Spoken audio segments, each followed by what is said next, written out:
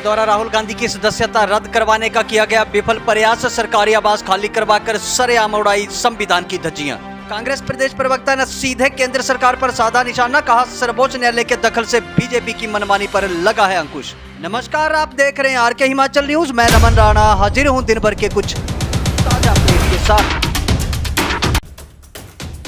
कांग्रेस प्रदेश प्रवक्ता सुदर्शन शर्मा ने प्रेस वार्ता कर राहुल गांधी की सदस्यता रद्द करवाने के विफल प्रयास को लेकर केंद्रीय भाजपा के खिलाफ सीधा मोर्चा खोल दिया है।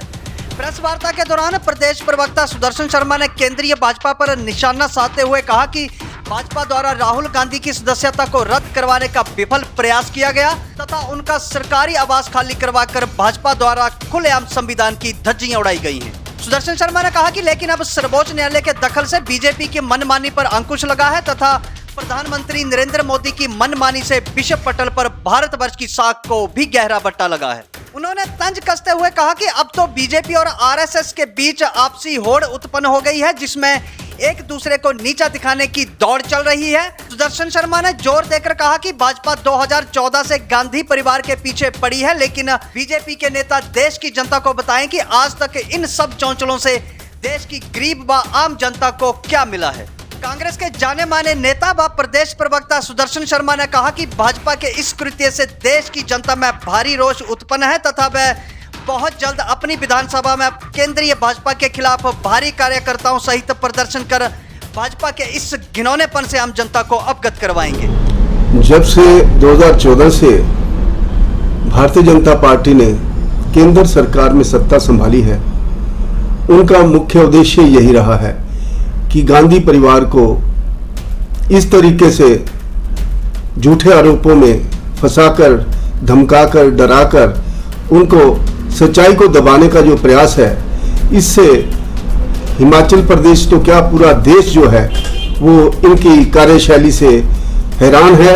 और कार्यशैली जो इनकी चल रही है ये बिल्कुल एक पक्षीय है, एक तरफा है। ये राजनीति में ऐसा नहीं हुआ करता।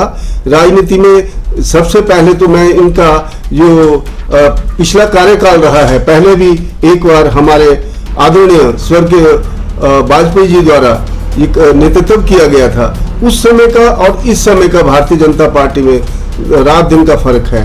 वो बदले की भावना से काम नहीं किया करते थे।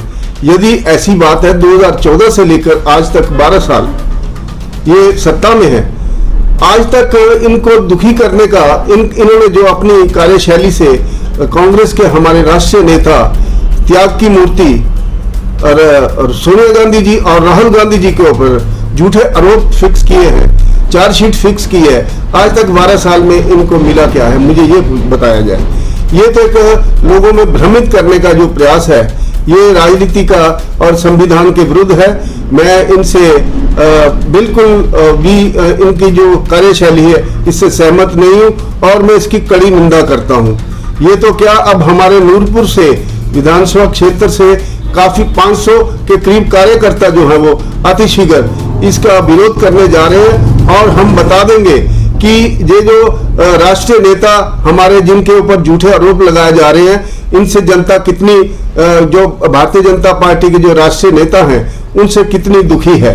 ये कोई ऐसी बात नहीं है। ये त्याग की मूर्ति हमारी सोनिया गांधी जी, ये ऐसे परिवार है जिस परिवार से बतौर प्रधानमंत्री दो शहादतें दी इस देश की अखंडता और एकता के लिए।